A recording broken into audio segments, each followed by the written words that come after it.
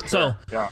long story short, we brought you on because I wanted to talk about your website, SWU Metastats. And in a second, we're going to actually show you guys the website. We're going to talk through it. But I had some questions for Michael. But before we kind of get into it, will you tell us a little bit about the background? Like, you told us you were an engineer, but tell us why Yeah. you wanted to create this website. What drew Sure. you to Sure. doing this?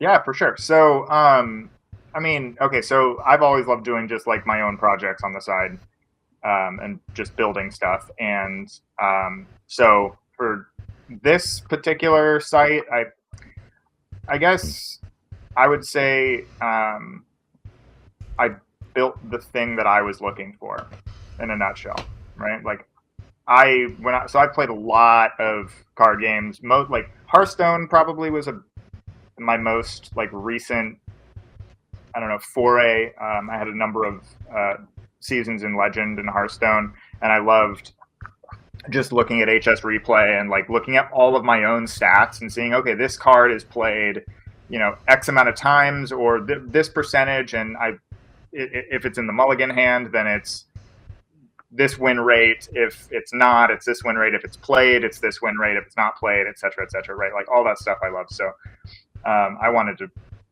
basically build that for this. You can't do quite the same things. We don't have, all of that same data that you would have in a digital game, of course, which is unfortunate, but that is just the way of it. So things like EDH Rec, MTG Top Decks, that kind of stuff, they do something similar where they just kind of rank like usage of cards.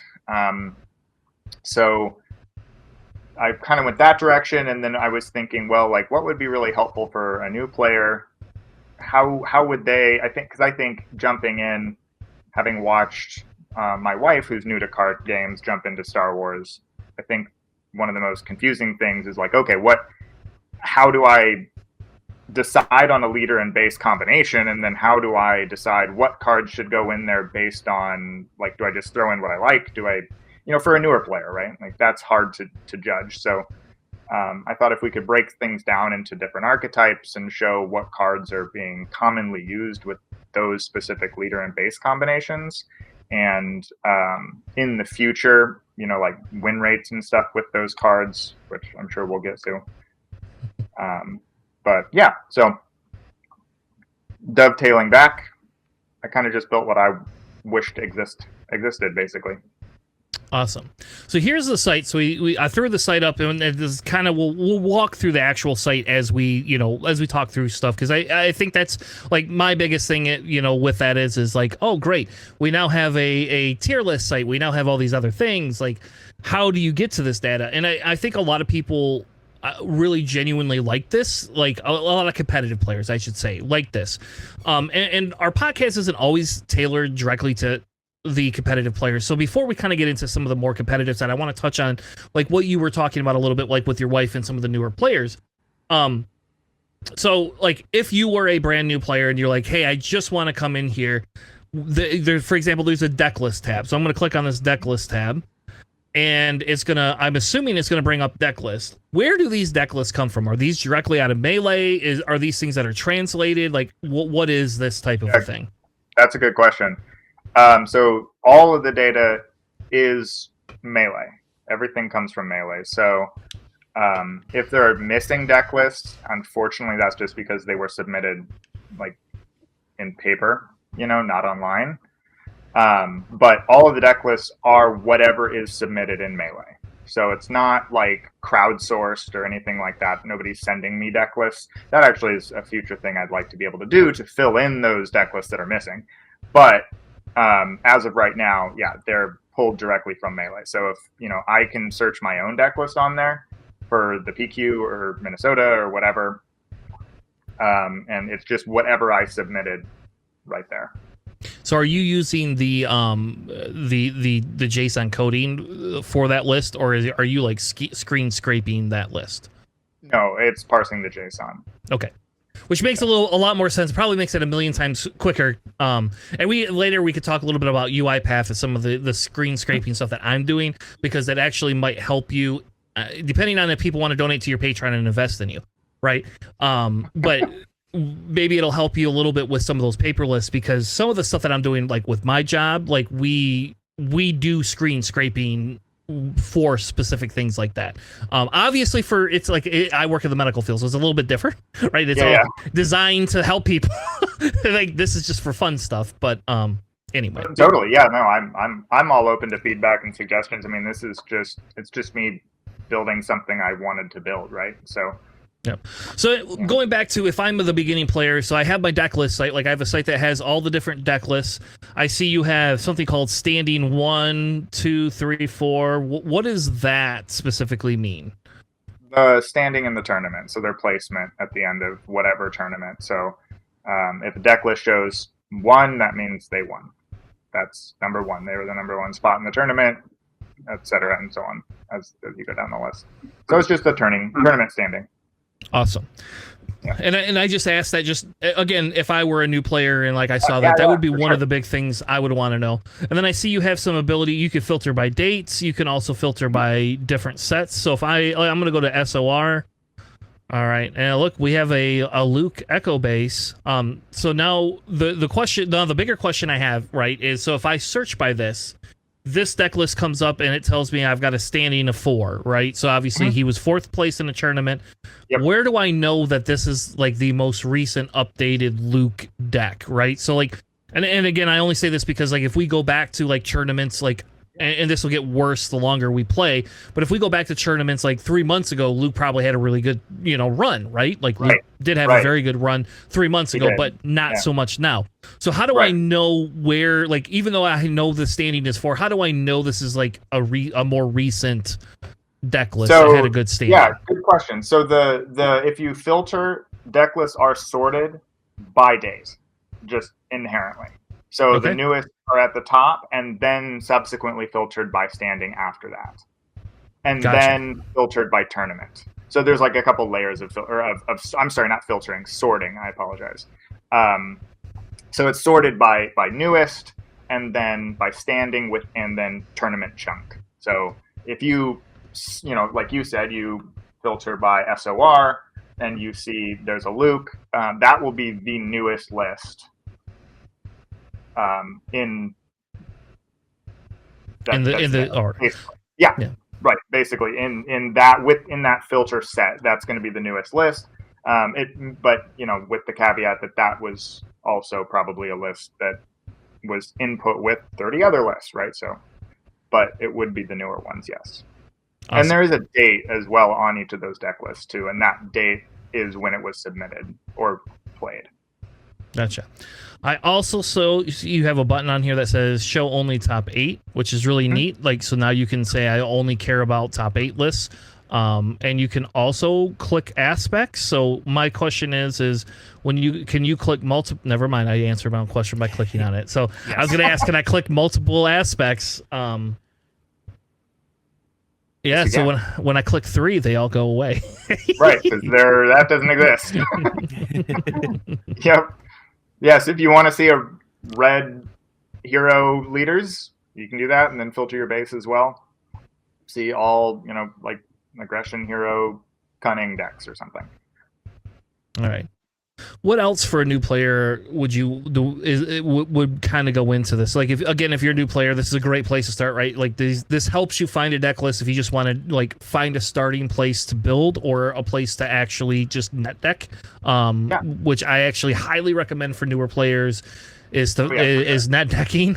Like, I get people like to tool, but if you have never played the game very much, like net decking is just the best thing. The best thing to get you used to cards and play styles. I would completely echo that as well. Actually, I think just ripping a deck list offline and then playing it and then tweaking it is by far your best entry point. Yes, for sure.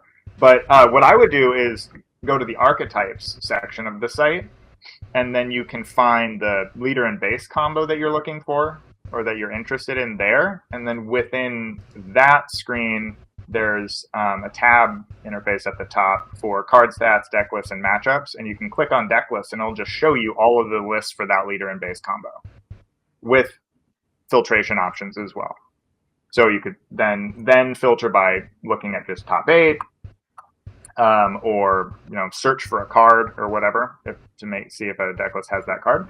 But that would be my the way I would do it. I would go in and I'd say, okay, I'm interested in Anakin blue, right? Anakin, whatever, 30 health generic blue. Click there, go to deck lists, and then see, oh, here are all the deck lists for Anakin that have been played for this leader and base combo, and then you can click through each one and see if one interests you or whatever.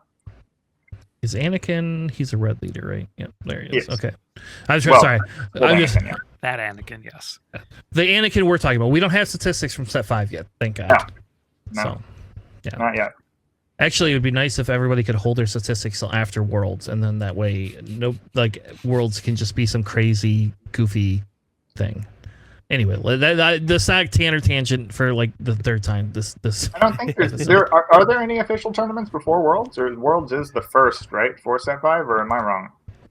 official for FFG, yes, but so for example, the Meta Competitive Hub, the SWU Meta Competitive Hub, if there's like a 1K or something that's a larger tournament that happens, they will include it.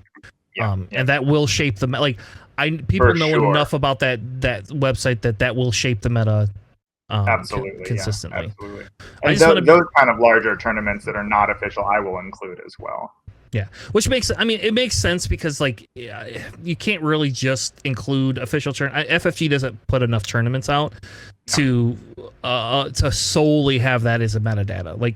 And that's actually going to be a future question that we'll take we're going to pin that question because I actually wanted to talk about store champs and all these other things that people are running, but I want to pin that for a second because I want to keep on the new player road.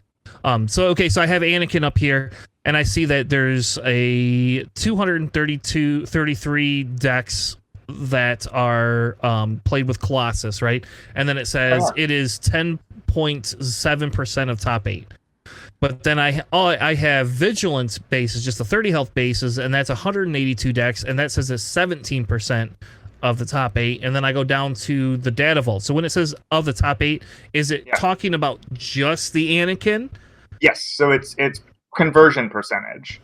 Okay. So out of 233 Anakin Colossus lists, 10.7% of those lists have made top 8. Okay. Because and I only say this because to me the big thing would be is if I were looking at Anakin as a player, I would immediately say, well, I don't want to run Colossus. I would run the 30 health Vigilance because 17% of that made top 8. But if you would look at more of a weighted statistic average, and what do you take weighted statistic averages to say, well, technically only 182 versus the 233? Is there a way to create a percentage, a weighted percentage difference it's normalized? It's not okay. It's not the more lists that exist, the more of a percentage you're going to get. It's weighted against itself. So, it's just how many out of all Anakin lists that have been played, right? We take Colossus as your example, and then it's just looking at that amount to see what percentage of just that combination made it into top 8, not based on the number, but looking at it in a normalized context. So that would be the case for any of these. It's just looking at it as a flat percentage, not as not based on the number of decks that have made it in there, if that makes sense. Well, and that's where the question comes in, because if I were to average out that 30 health base, we only had 182 decks, so our sample size is smaller. So what would happen is if you created a weighted average based on a sample size to kind of equate the two of them together. So out of 232, 10% made it, but if we were to say only 182 of those, what would my actual percent average be, or vice versa? So I think that's a statistic maybe in the future that you could look at as a thing, because that's what in X-Wing was one of the big things that we always looked at is Vader Defender pilot was super amazing, and when it won and you knew how to fly it, man, that was the list to fly, right? But in an isolated environment, because there was a lot smaller sample size of people running that specific ship, so let's just say 45 out of 500, right? You would see a high percentage, the win rate would be high because the Duncan Howards, there's less and good players played it. Yes. And if I were to take that and kind of mix it with other Vaders, or I mean, again, it's a little harder to do in X-Wing because we don't have we don't have bases like you guys have here, right? So like, but you would have a different variety. So you would want to be able to look at things in a holistic context. And like in X-Wing, we also had objectives, right? Like we don't have that in Star Wars Unlimited yet, thank God. Like I think that could be something 2-3 years down the road that they could have us do as alternative win conditions, and I would be super excited about that. But yeah, it's an interesting conversation. yes, that's a conversation our podcast will have when they hit 6 sets. After they get through the 6 sets and things rotate, we're gonna start talking about that. Like that was like I came into X-Wing and it was just like dogfight. Like you had 200 point list, you dogfight, that was it. And then they introduced scenarios, and like 50% of the community got pissed off. And I was like, this is great. Like, this makes it a million times more complex to actually play. Like, oh my God, like, who doesn't want to play this? Like, I understand why, because you can't just. It's hard. It was harder to win because you had to like be a variable for 4 scenarios in a tournament, which is just crazy, right? But anyway, again, that's me tangenting into like something that doesn't exist in SWU and might never exist. But for the record, I think that would be something maybe in the future. Maybe that's something you throw on your parking lot that says, hey, we could look at something like that, because when I talk about a weighted average, to me that weighted average would be a little bit more based in the fact that if I could take those two and say they're equal to each other, which one has a higher percentage? I see what you're talking about, and I did something like that, similar to that in the tier list formula, but that is not here. But I like that idea here as just a conversion percentage, and I mean that could be done as we could add that in addition or anything too. It's a good idea. Yeah, because you could either add a button that says I want to do it this way. I mean, and again, you're talking with somebody that I do statistics, like that's. Like this, that's something I think about that the average beginner player is probably not going to think about. Well, that's perfect. I don't do statistics. I build things like this and interfaces. So, I'm doing my best. But if you have ideas like that, I'm all ears. I have a whole running list of stuff that I want to improve and add, and from a bunch of different people that have given me some ideas. So, I'm all for it.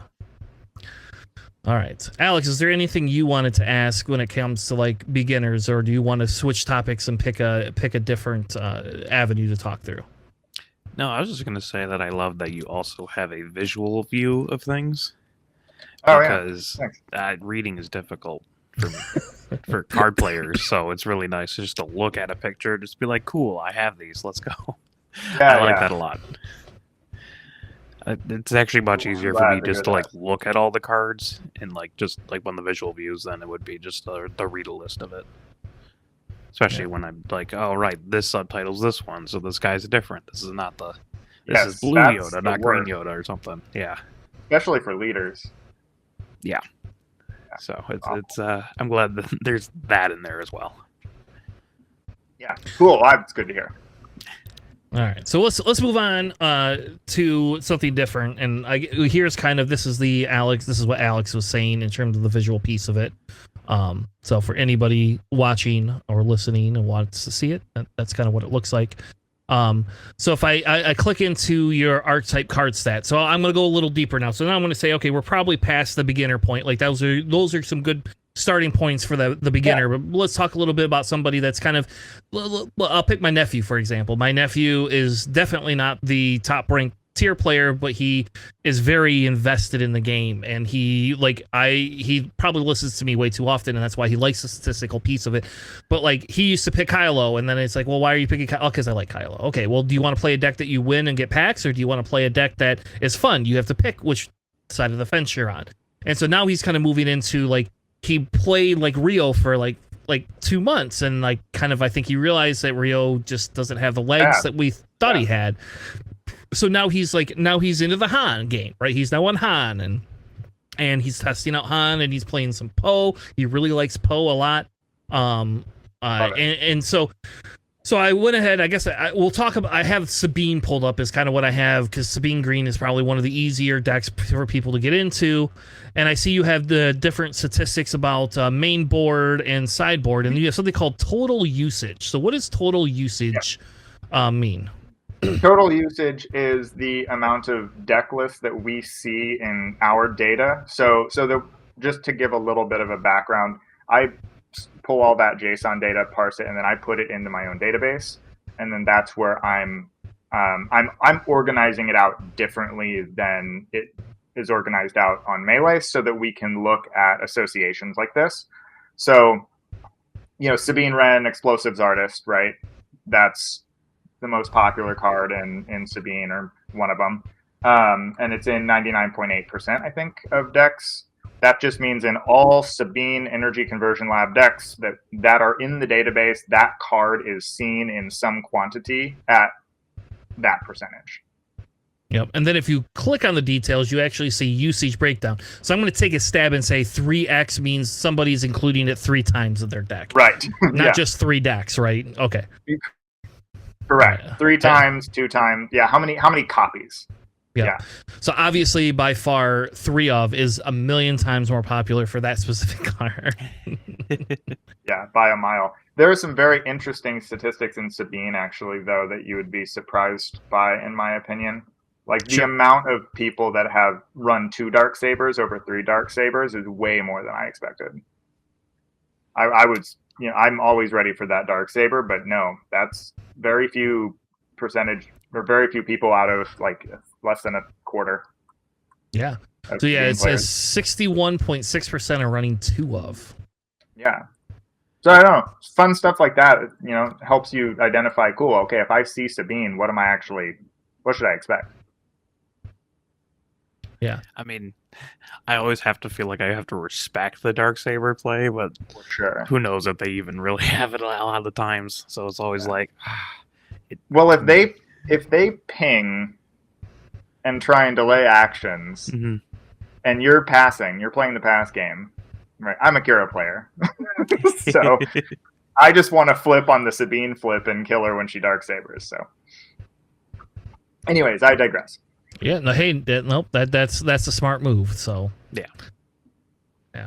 Open fire kills Kira though. So I do. Just as an FYI, not that anybody it looks like in Sabine is running open fire, but not I at all. Choke in my deck, and that just kills both. Yeah, that's really convenient. Yeah. The amount of times that I've just flipped, done one of these, open fire, cool. Many. Yep, we got that out of the way. That way, now we're done. I don't have to worry about my leader anymore. Good. Okay. Yep, now I can go back to shielding units. Yeah, exactly. That's all I care now. Yeah. Like, oops, you wasted open fire. Okay. The better is as long as they can't record Kira. That's the one thing I absolutely hate is when I get a Kira record. Oh, the worst play line to experience as Kira, in my opinion, is Poe instead. Because if you flip on Sabine and then hit Sabine and then she's at 2 health and they just claim and Poe and then have a 6/6 and you have a dead Kira, that feels so bad. Yep. It's atrocious. Yeah. It's not fun. So, all right. So then, if you click on the deck list, you can actually go into each of the different deck lists, and it kind of does the same thing. It gives you, the deck list will give you the, this is what it's got 3 of, yada yada yada. So you can kind of see it. I also noticed you have a JSON copy. You can download it, which I'm assuming the copy is what you use if you wanted to copy this directly to your SWU. I'm assuming SWU is what everybody uses. That's correct? Like, yeah, you could. So the copy JSON is in SWU format. You can also use it for any other site that you need to import a deck list into. But then there's also download SWU, which it downloads a SWU formatted text doc, which is exactly the same formatting that they use. So you can just copy and paste that in. And same for the text. And then those also can be copied into Melee as well. Gotcha. All right. So I think that's kind of the archetypes. Is there anything else you wanted to talk about around the archetype statistics for now? On the archetypes? The only other thing that I think is really cool about the archetype statistics is that the matchups tab. We also can see what specific archetypes win rate is into other archetypes. And so that's something that I got a lot of feedback on, that people at least locally really wanted to see, was just like, what, there's a perception that Sabine is really good into whatever, right? I don't know, really good into Kira. That's, some people think it's really good. It's not. Kira's actually has a higher win rate or has a positive win rate into Sabine, but so yeah, you can look at that. It takes draws into account, and it has a minimum threshold of 15 matches seen. So it's not going to show you like, just somebody beat, Sabine beat, I don't know, whatever, Rio Yellow once, right? And then it has 100% win rate, and that's awesome. It's going to filter all that out. And then it shows its best and worst matchups. And yeah, so that has been helpful as well. I would say the one thing that would be really cool when you click the show all matches is if you put like a sort button in there, and I could sort by each of the different fields. Like I could sort by the quantity of matches, win, loss rate, whatever I wanted. Yeah, that would be cool. I like that idea. I want to do that in which I'm sure we'll get to, some of the meta stuff, like the snapshots and stuff. I had that plan, but that can easily be done here as well. Yeah, and I do like it because it gives you the 3 best and 3 worst, and I think like in an effort, especially if we're talking newer player or kind of middle of the road player, right? Like they don't need to see 70 different things. Right. Like they really just genuinely need to see, your top. Now the one question I do have, so I'm going to ask another kind of like pushy question in terms of like how the data works, right? Yeah. I have the answer. I'll give it to you. So I'm picking this Sabine one, right? So Sabine ECL has a top 8 conversion of 11%, right? And then when I look at the total match wins, I got 2706. So that's going to take the whole time period that Sabine's existed in Melee, and it's going to give us that for this meta block. Okay, so it is going based on like a 4-month feel. So like technically, in this not a specific month, but in this case, since the Django ban. Okay, but so it's gonna. Normally, let's pretend we get 0 more bans for the rest of our lives. It would be a 4-month span, correct? Like from set dropping to next set dropping. Okay. Yes, absolutely. So it's going to break. So what we're going to do for set 5 is I'm going to break it so it'll do a soft reset of the data, essentially, with the option to historically look at the set 4 data. Okay. And then it'll look at set 5, and then that data will then soft reset if they, like you said, if they did another suspension or whatever. So we'll just have these like break points, and then in the future, my goal is to have the option to look between these break points. So if we have set 5 and then we have a suspension, you can actually say, well, I want to look at the data pre-suspension, and it'll filter that in. And then on some of the filters now, we have like last 7 days, last 30 days, if you want to be more specific for newer stuff. And then that will hopefully also make its way into the archetypes and stuff as well. Yep. And I think the other cool thing that you could do too is maybe if you, for the best and worst matchups, being able to put like another sort filter in there. And what I would like, so you could tell it you want it to sort either by win rate and only present the top 3, or you want it to pull up the quantity of matches, right? So like for me, like because you have the best matchups is Piat Blue. Like, yeah, we know. Like, that's like, I don't need you to tell me that one. Like, I could have told you Sabine almost like always wins that one. Yeah. Did you know it has a terrible win rate into Kazuda Yellow though? I did not know that actually. I did not know that actually. And now I feel like maybe we should all be playing Kazuda Yellow, but just kidding. Don't do that. Don't do that. It is a fun deck, but it is. Kazuda Blue this set though, as a tangent, is crazy fast.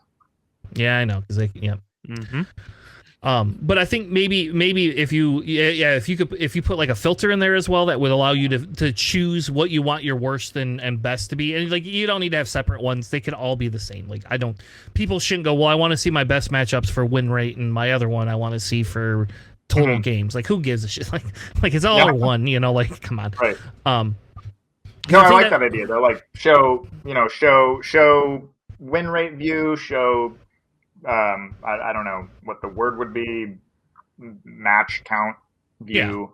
Something like that. Yeah. Something like that. I'll UX it. That's what I do. Yeah. And that's because that was one of the things with Eekpair that we worked with him on was like that was a thing, like, because originally they just had it by, the cards by win percentage, right? And so sometimes the cards would be up there and you'd be like, oh my god, I don't want it. Like, yes, I know this card is a 1 cost, like, I don't care. Like, we know it has the highest win. Like, I want to know what effing pilot is the most played, like that's what I care about. Like Vader was in 2000 lists as a pilot, right? And I want to know my win percentage against different matchups with that pilot. That makes sense. And that's actually a future feature I want to have, is for you to choose a card and then all of the data filters by that card. So you can choose Sabine Wren, Explosive Artist, or Darksaber, right? And say, okay, I want to see data for the Sabine archetype that only includes decks that play Darksaber. And then let's look at the matchup spread for that and the deck lists and all of that. Or maybe just a small, like, Daring Raid, which only a few decks play. Let's see what that looks like. Yeah, and I think that's a future feature. Yeah, I think that's actually super interesting. That's an Alex feature, because Alex builds weird decks, and like, so for example, like if there's a card that's been played in, like, let's say you have 15 as the minimum, so if 15 decks and it's like one every single time, but it's a card nobody really plays, that's something Alex would immediately take and build a deck around. Like, that would be something he would go, oh, Tanner, I've got this fucked up deck for you. Let's I'm gonna have to turn the explicit tag on now. I did that with Mono Blue Ray last time, where I'm just like, I want to find a spot for Hondo and Nebula Ignition. There you go. And then this just works really well. Great friend of mine and local. She plays pretty much exclusively Ray Blue and has since Ray came out. Yeah, Hondo is disgusting in that deck. By the way, and Nebula Ignition just to blow everything else away, because you spread around your upgrades. It's not okay. And now you got Doom, so just everything gets upgrades. Oh, that's disgusting. Jeez, I didn't. It is. Yep. And you put the Purgles in, and they're creatures, so they're not vehicles. They also get pumped by Doom. It's wild. I like that. I might have to check out some Double Blue Heroic. I'll send you something for that. Yeah, do. Yeah, we have a video. I guess maybe I should just edit the video down. We have a video where we updated that deck, just so you know. Like, we actually did do that. We took Alex's deck and Alex updated it with the new card sets. And I have been playing it, but not super heavy. But that's actually on our testing reel for the team. So like, it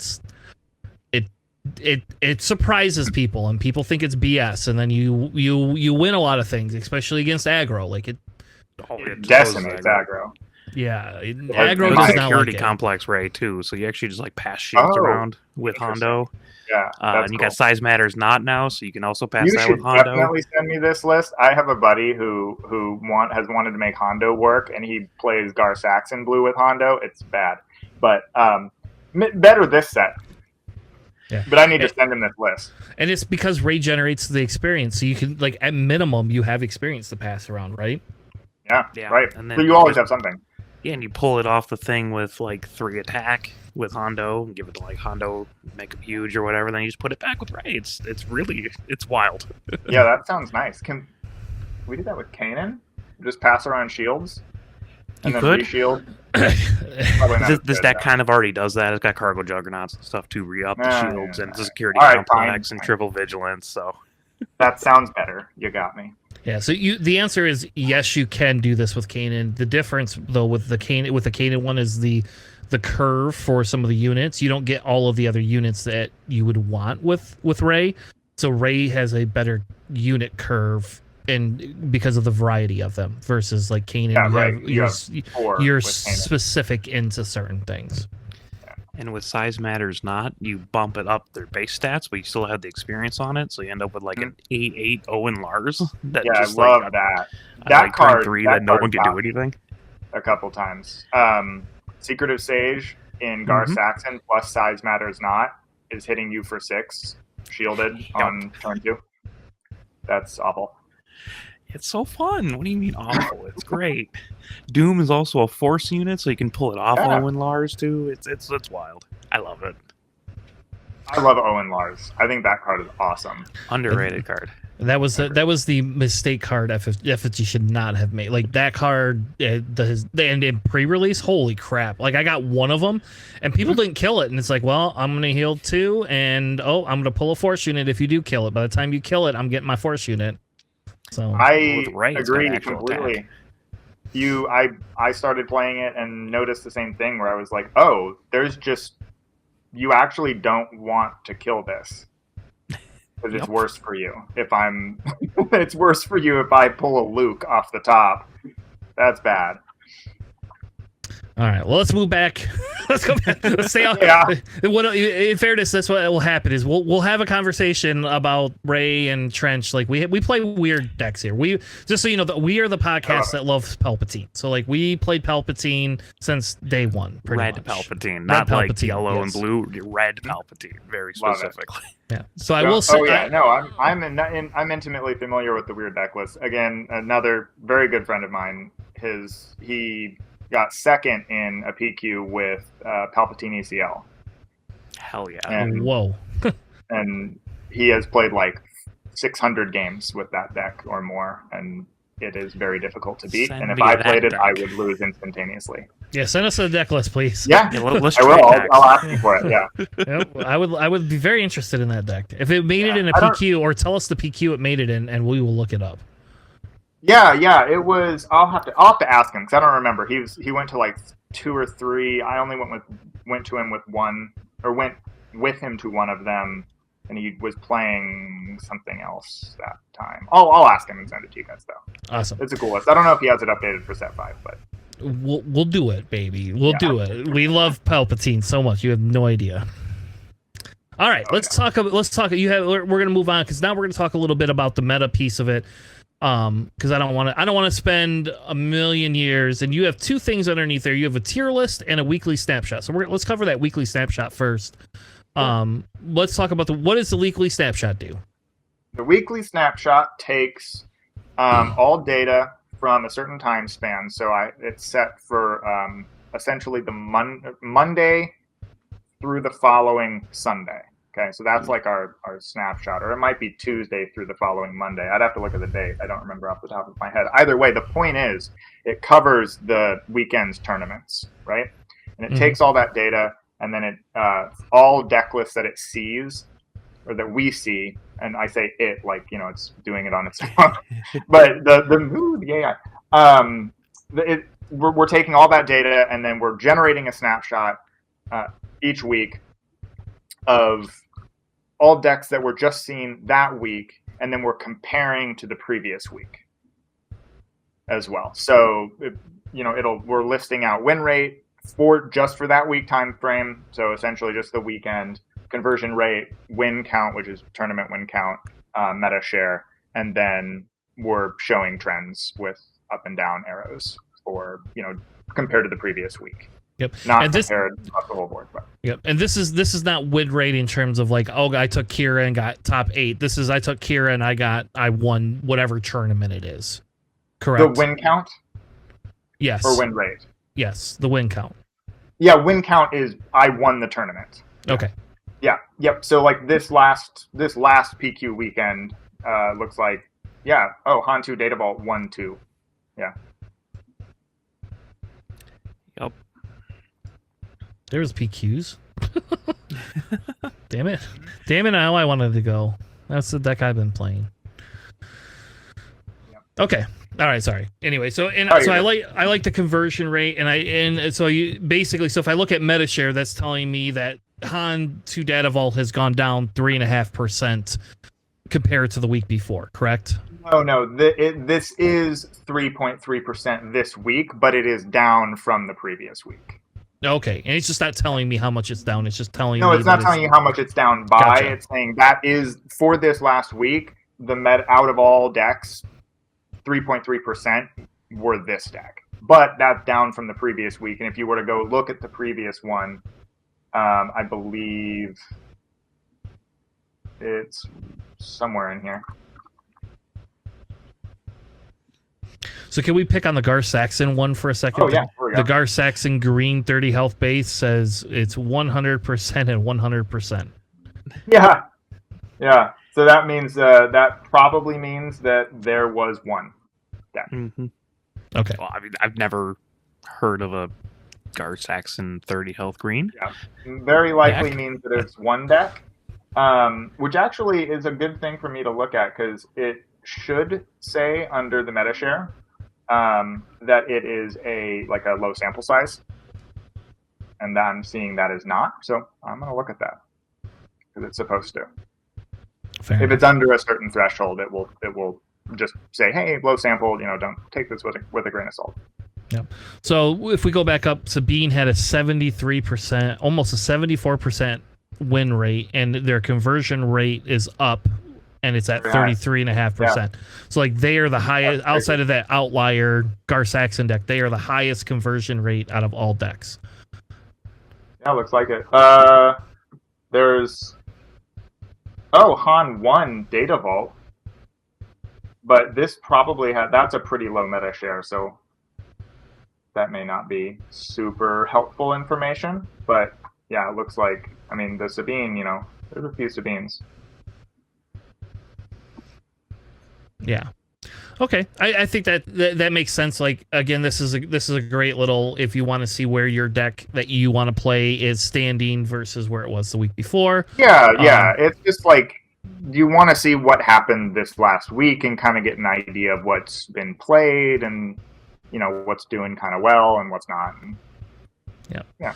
So, all right, let's move on to the meta tier list, which is probably one of the more things we want to discuss a little bit, because this is going to give you your ranking stats, and then you're giving it a tier ranking, which I'm going to laugh at because I can already hear Alex in my head. I can hear Alex saying, "I agree with one of those, and that's it," as an S tier. Yeah. I am giving it. So I'm giving it a tier ranking. It's very simple. There's two tier lists, the raw version and then the Kyber score version, which is just a fun name I came up with. And that's a weighted tier list. And I have it says beta because I'm tweaking, I'm kind of tweaking the algorithm, and I'm not it's not an algorithm, the formula, right? And I'm not perfectly happy with how it's being weighted. I feel like it's weighing some things too highly. We'll go into that. But the raw tier list is just taking win rate for this meta block, basically. And if it's above 55%, that's the cutoff for the S tier, and then 50% for the A tier, and then 45 and below. So it's just raw win percentage. Alex. What? I want to hear your thoughts, because him and I argue over tier lists all the time. Like, him and I very rarely. Well, we agree usually on the shitty ones. That's usually what we agree on. Well, let me sit back and just enjoy. No, my only issue is usually things for S tier is things that I figure are beyond top, breaking things and stuff. Broken. So for me, this whole page would be A tier, B tier, C tier, D tier. S tier for me is that's special. Super fair, and I actually completely agree with you. And I switched it to that, and it looked really dumb. so I switched it back. Or maybe bump up S tier to 65% win rate or something, where it has to be obscene. Honestly, just to switch it to tier 1, 2, 3, 4, and then if something's crazy, it's tier 0. Yeah, tier 0, yeah. A lot of other card games do that tier 1, tier 2, tier 0 stuff. I was thinking, what's just intuitive? What do most people go by? I don't give a shit what the tier list says. I just want to know, this is just a format for quickly assessing a deck, right? Oh, cool. Han is doing very well, and it statistically is doing very well. Whether that could say whatever tier you want, I don't care. So I have a question. I have a weird question. Have you ever taken this and ran it through the pre-Django ban and just looked at the snapshot of that data? I would love to see where Django falls into it based on that data. So I think that's an interesting idea. Yeah. Because I guess the reason I say this, because that's a great benchmark, right? That's to say that will tell you and the competitive SWU, that competitive hub did that. Like you can go back and look pre-Django meta, and you can actually see where Django hits percentage-wise and different things like that. And I think that would be interesting based on this to say, okay, hey, Django came in at like 78, 79%. And like, that's always a great measure because like when people talk about when should we start banning things and things like that, like that is that like someone could you could sit here and tell me that Han 30 health base should be banned because it's a 56% run rate. And I would argue you shouldn't ban that. And not so even like, close, yeah, that's like a healthy meta. This is like a healthy meta percentage.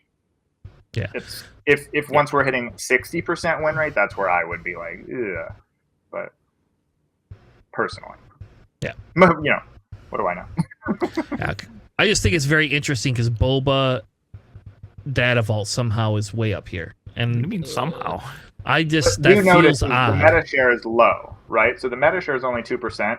Okay. On him. So it's a low, like he is newer. If we look at the data like on the back end, this is a much newer deck, but it is winning a lot, which is cool.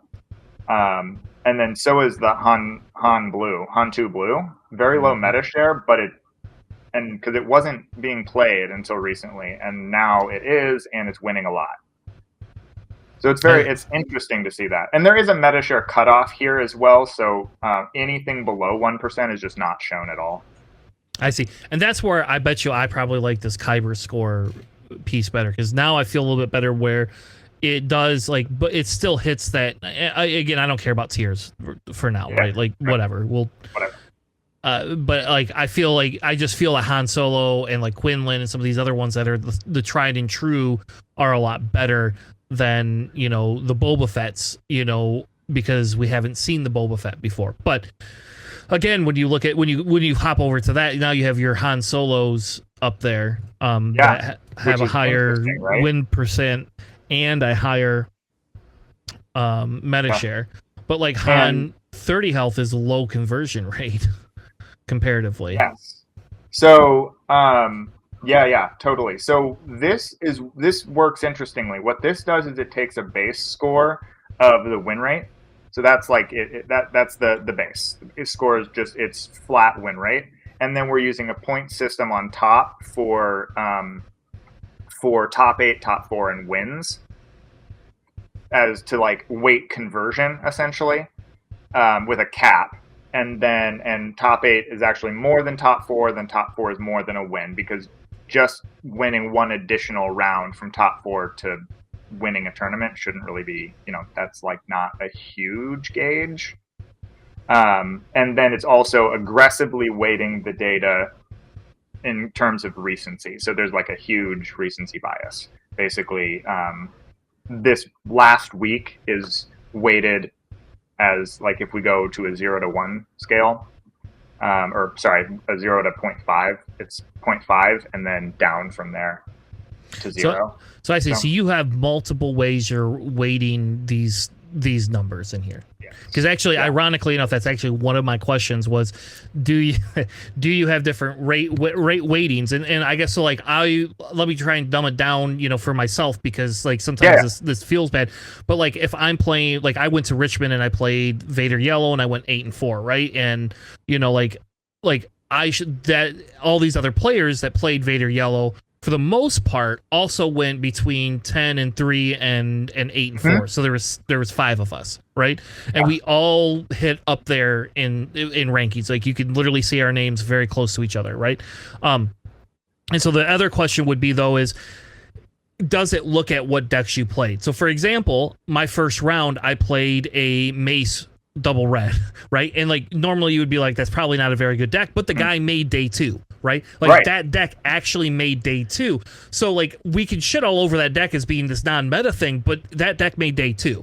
But it very rarely makes day 2, right? That deck is not something that either a lot of people are taking. So do you have a way that you're weighting things in terms of, what decks people have played against? Or is it purely more the weighting of the standings inside of the tournaments?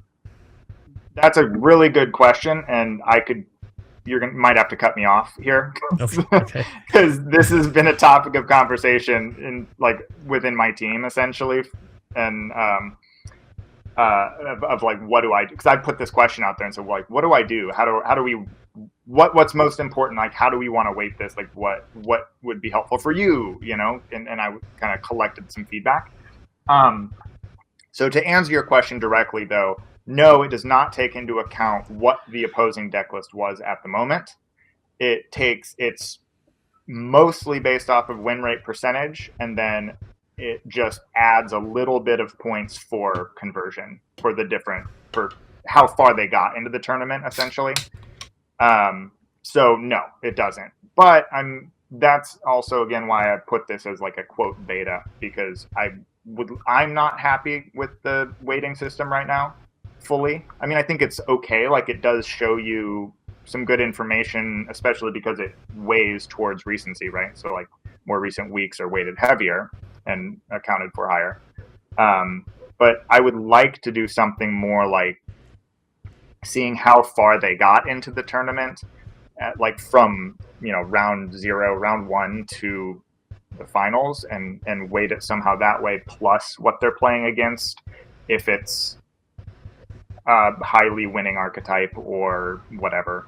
I just haven't found the right formula. I've been testing in my local environment and doing a whole bunch of different ones to try and figure out what I like. But yeah, because I could throw another kink in that works and say, can you do it based on the ranking of that deck in that tournament? So I'll give you an example. I took on 2 Data Vault to a PQ in Indiana, and I had 1 loss and 1 draw, and we'll talk about draws in a minute because I actually wanted to ask you about that as well. Sure. Sorry, I'm monopolizing all the questions here, but you're good.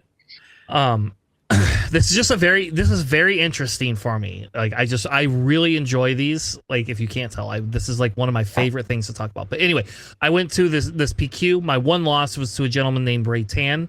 I lost to him. Okay. And then I drew my last round, made top cut, and immediately had to reface him in my top cut match, and then I lost. And like, I'm not saying he's a miracle player, but then he ends up making the finals, right? And so like, with that, based on your average, you're sitting there saying, well, based on this, we would look at Tanner had 1 loss and then made top 8 and then immediately lost, whereas Ray Tan had 1 loss and then made top 2. So the ranking for that Quinlan or for the Cad Bane deck would be a little bit higher than the Han 2 deck, right? But you're not taking into account the fact that the only 2 damn matches I had to play were against this guy. No, like, that is not being taken into account. Yeah. Okay. That would be tough to do. I mean, the data exists. Like, that is possible, right? So I have all matchups in my database, so I can see who played who and all that. So that would be doable. It would just be a matter of how do you do that in a way that's effective. Yeah, well, and I'm not even saying it would be. I just saying is like, those are like a few different things looking at, because I think the big thing is whatever direction you go with is probably inconsequential, right? Like I'm asking for like super detailed, like 90%. We're playing a game for no money, right? Like, there's not that much money on the line. It's not like we're not going to 10Ks, you know, like when 10Ks pop up, you're going to be my best friend, because we're going to really tweak this fucker. But anyway, like, so you're not, long story short is like, you're telling me, no, you're basing it based on this weighted average of how far you got in a tournament, and then how recent the tournament is. So I think that I just wanted to clarify for the viewers at home that's kind of where the weighting is, and like your future, whatever, we could talk about that later. Yeah. So to really like boil it down, it's most of it's win rate, and then a little bit of weighting for how far you got in the tournament, and weighted for recency. That's the sum of it, basically. Yep. So if and I'm gonna pick on Kira, because I think Kira is a great benchmark. I think because Kira is one of those decks where a lot of people underestimate it. Then, you know, Wu all of a sudden goes, hey, look, I'm gonna make top 2 in Minnesota, or win Minnesota with it, right? And then all of a sudden we get, like, it's putting it back on the map. A lot of people lose with it too. Exactly. Yep. Because it's not like a deck that just beats everything. It has to swerve certain matchups to some extent, and you have to have good card draw. Mm-hmm. Yeah. No, I agree. So anyways, I think that's I don't know. Now I've gone completely far off track. But anyway, so that's where the statistics are, folks. That's where like that's where these averages are coming from. You guys are welcome to either send them an email, or you comment on our thing. We'll pass information on whatever floats people's boats for it. So for sure. Yeah, if anybody has questions, let me know. And I really Discord should be on the site as well. So yeah, and I think that's the big thing is let's get people engaged, right? Let's get people let's talk about this, because the more people talk about this, I mean, it's going to create more work for you, but I think the more people talk about this is a tool that will help people, because I think that's a lot of the time is if you don't have time to spend 10, 20 hours a week playing, right? This can actually help you through some of that. Yeah, absolutely. That's totally my goal, and that's all I really want out of it. I'm not trying to, make money or anything. I just want to support the community for the game that I love. Really. So yes, I just want to make it the most useful for the most people, and I am not the most people. I am one guy, so I can't determine what's useful for everybody. So feedback's the only way to do that. All right. So before we wrap up, I'm gonna ask you something, but I want Alex to go. Alex, did you have any other questions or things that you wanted to talk through? I know I've monopolized the episode. No, it's fine. I mean, you're asking the really good questions and everything. So, but I want to give you a chance to have a conversation. If you have something you would like to contribute different than what I do. So. No, I get it. No, everything's. Dude, I mean, he's explained it very well. You're asking really good questions. I'm just along for the ride right now. I enjoy this kind of stuff.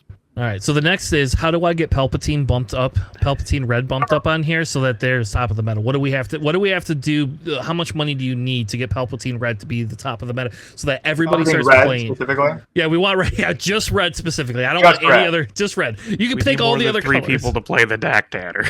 No, I need him to fake it. I want him to fake the data, and then put Palpatine Red at the top for 3 or 4 weeks. Like Hunter, Hunter yes. right at the top. Yeah, or Jin Urso. No, not Jin. Manipulate that data. Well, we know how Jin's many decks do we do we have anything for okay, so Palpatine, what do we got for red? Aggression 6, nice. Yeah, 0 top 8s. Yep. Sounds about right. So what I need you to do is I need you to put 70 in there, and then put 20 top 8s, and then I want to see that. I want to see that guy go. Yeah. Okay. So what we could do is we can make it a Patreon tier. There you go. All right. What is the Patreon level tier to get Palpatine at the top? I need a couple grand a month, and then we'll fake Palpatine having a 90% win rate. I'll tell you what, I'm tempted to pay you just to do that just before Worlds so that everybody freaks out and people start running Palpatine, and then I can play whatever I want and just win. Yeah, right. I would like that. You can just play anything that is slightly faster, and then you're good to go. So not Trench. Correct. Although that's probably fine too. Yeah, Trench would be fine at the Palpatine. That deck I gotta do. I wouldn't worry about that at all. The what is he gonna do? Take control of no units? I don't know. Don't play Luke Green. There you go. All right. Into Palpatine Red. That's gonna suck. Well, Michael, did you have anything else you wanted to point out on the website before we wrap it up? I'm trying to I want the most information. We can always have you back on. I just want to make sure that we cover everything that you had put into this. For sure. No, the only other things I would add were if there are any questions, please let me know. I'm happy to answer them. There's also an FAQ page that hopefully kind of explains some of the numbers we just talked about, how are the tiers scored and stuff like that. And then I mean, I do have a Patreon, but as I said, I'm not trying to make money from this. It's just for server costs basically, because it's not free to host the site. So no, it's probably a little, and you got API costs, right? To be able to connect, and so there is some money. I can tell you, there's definitely money in that, because we always at my work we always have to have that conversation. What is going to be the cost to connect to this, and is there going to get a bigger value out of it? So. Yep. So. And it's I mean, I could go into the code and stuff, but it's essentially on a scaling server. So the more people that use it, the more resources it uses and stuff like that. But that's fine. I mean, I want it online, but that's the reason that the Patreon exists, is just to support the cost. But yeah, I think that's it. I don't think I have anything else.